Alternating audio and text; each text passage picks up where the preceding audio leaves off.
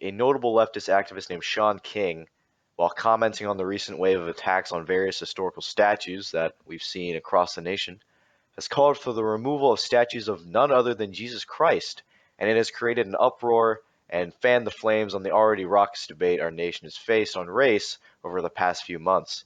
And here's the tweet in its entirety. Yes, I think the statues of the white European they claim is Jesus should also come down. They are a form of white supremacy, always have been. In the Bible, when the family of Jesus wanted to hide and blend in, guess where they went? Egypt, not Denmark. Tear them down. He follows up with a reply. Yes, all murals in stained glass windows of white Jesus and his European mother and their white friends should also come down. They are a gross form of white supremacy, created as tools of oppression, racist propaganda. They should all come down.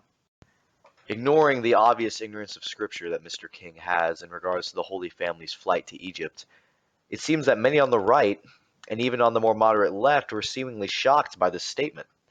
You can only have to scroll through some of the Twitter replies to see this. But frankly, this call to remove or destroy statues of Christ is something we shouldn't at all be surprised about. It makes up a fundamental point of the Marxist worldview and ideology. Marxism at its very core is against all forms of hierarchy. This makes them explicitly anti-Christ. Logically, if they reject and resist all forms of hierarchy, then the belief or the existence of an omnipotent, all-powerful God, well, that would be the ultimate hierarchy. And a being above everyone is something that to them is unjust, a tyrant. God is a tyrant that must be overthrown. And I don't say this lightly.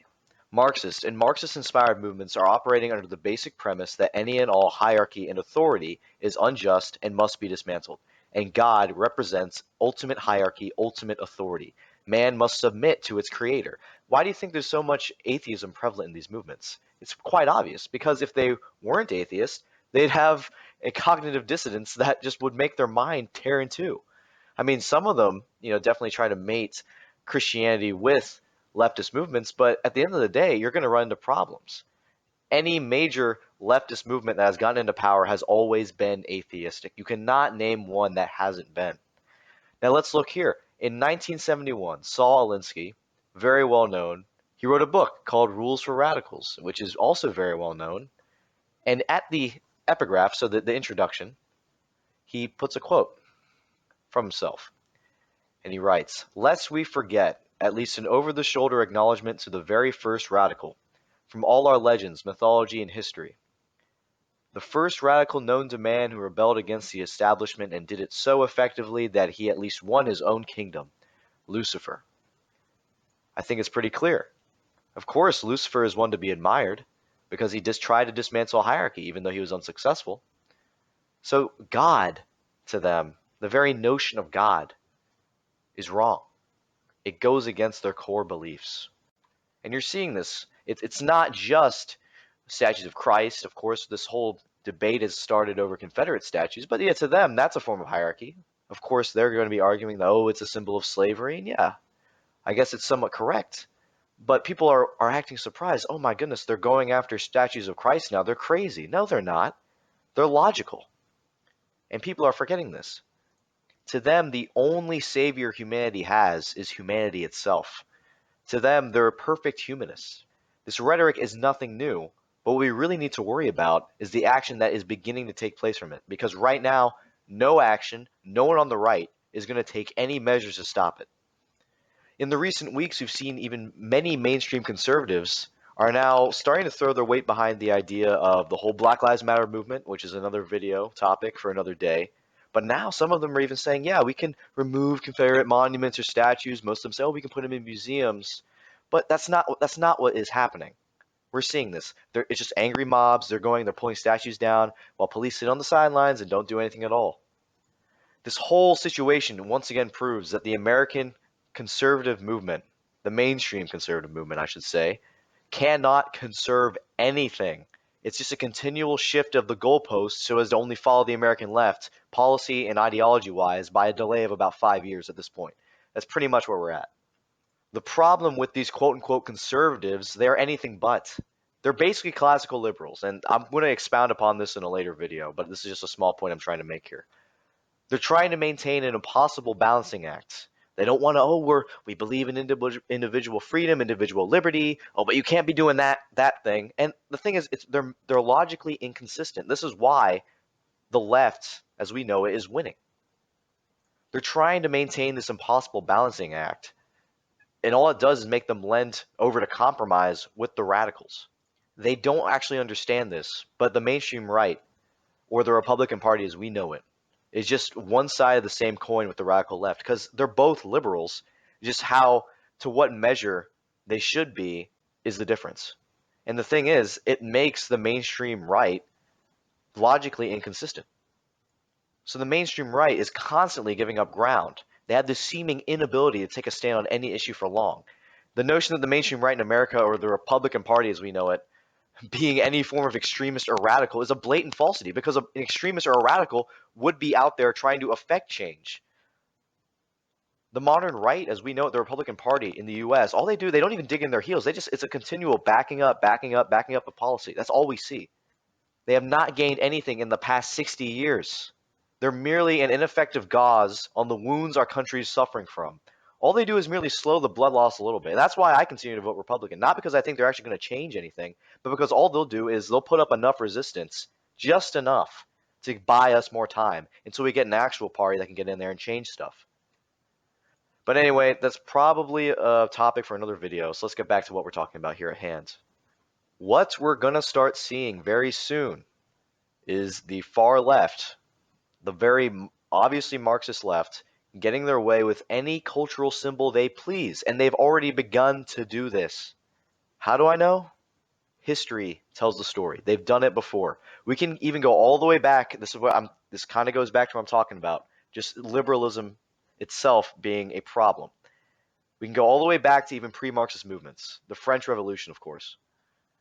Iconoclasm, anything related to the former hierarchy of the monarchy, anything related to the authority of the church in France was attacked. We can even go back to the Paris Commune. Very, very great example of this, a very early Marxist-inspired movement during the Franco-Prussian War.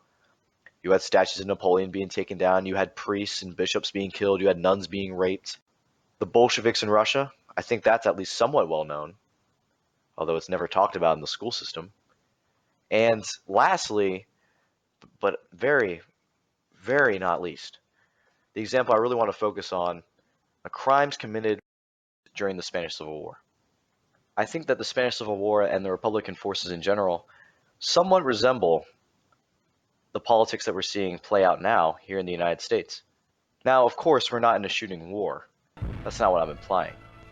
The Spanish Republican forces were comprised of a coalition of popular left-leaning parties prior to the wars breaking out in 1936.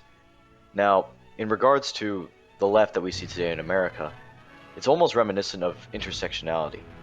If you see videos of these protests happening in major cities across the United States, you always notice that there seems to be a pretty diverse group of people out there.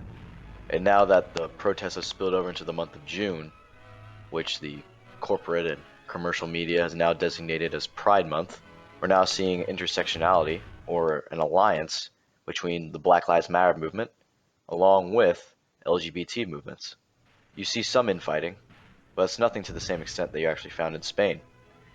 So the American left actually has one thing figured out ahead of these Republicans during the 1930s. But similarly, they both were able to put aside enough differences to fight a common enemy, something that the American right seems to refuse to do. It doesn't matter who you are. If you're out fighting the fascist, or in the case of the American left, as long as you're fighting symbols of white supremacist hierarchy, it doesn't really matter. Now, of course, there's many cultural differences between Spain of the 1930s and America of the 2020s. Perhaps it says something, the fact that religious symbols are still being targeted even in a country as secular as the United States. Of course, Spain, as we know, is a very Catholic nation, especially even more so in the 1930s. However, the same targeting of religious statues and iconography was present in the 1930s in Republican Spain. The famous writer George Orwell, who fought in the war on the Republican side, writes this about his experience in a Republican-controlled town.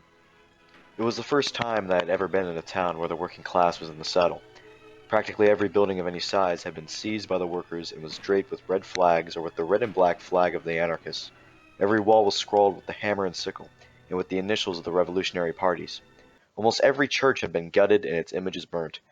Churches here and there were being systematically demolished by gangs of workmen. Orwell's perspective of this iconoclasm is just one of many accounts. In the Andalusian province of Almeria, in the small town of Velez Blanco, townspeople dragged religious images through the streets in a mock procession and then burned them publicly on a bonfire. In the town of Cuevas de Almanzora, in the same province, local people took a statue representing the flagellation of Christ, tied a rope around its neck, and dragged it through the streets. Townspeople followed the path of the statue, hitting it with sticks and showering it with stones. When the procession reached the headquarters of the recently formed local committee, it was totally destroyed. So as we can see, none of these cases of iconoclasm being committed against Christian or Catholic imagery, it's nothing new for these Marxist movements. What is new, however, is that there is absolutely no reaction. As I mentioned earlier on the mainstream American right, in regards to all the iconoclasm, not just Christian that we're seeing now in America, there's almost no strong, unified reaction against it. Now, of course, in the Spanish Civil War, you had the nationalists. But we don't have anything.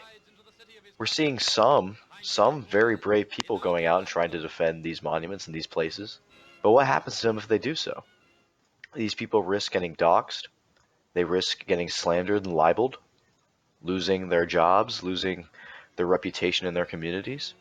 At this point, it almost seems like we're already on the outside. We've lost. In the cases I mentioned in Spain, of course, you had a huge opposing side in the nationalists. But we don't have a monarchy that we can call back to like the Carlists. We don't have a third position party like the Falange to turn to. And that's why I said earlier, if this continues, they're going to get their way. And this brings me really to my final point. We need another option on the American right. Trump is only going to buy us time. The Republican Party as a whole, that's all they're going to do is buy us time. Black Lives Matter isn't even a political party, and in the span of a few months has gotten more done than any of the two parties in the House or the Senate really combined.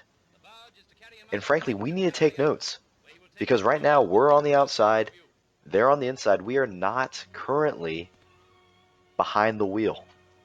If we're going to be frank, if you're truly a conservative, right, we are not behind the wheel of this nation anymore, and we haven't been for a long time. I don't think violence currently would help our cause. We'll know when that day comes. But for right now, we need to take a long, hard look at the state of the American right, at least the mainstream, reject it, and take a new path. There's nothing there currently that's going to help us. Because after Trump, I really don't see where this country's going to go. And like I said, if there's nothing at all, if it continues in this current state, they're going to get their way. We can hope that all these recent activities can wake up some people. But frankly, I think everyone kind of knows this deep down. Even if it does wake up a certain percentage of people, the majority of people aren't going to have their opinions changed. If any of this social media posturing, anything done by these major companies, any of these really popular social media movements we've seen, every person that posted a black square is not really going to wake up or try to fight this in any meaningful way. But there is hope. But what we have right now isn't working, and we're going to have to go a new direction. If there's anything at all we can learn, the inaction of this current system proves that a new one is needed.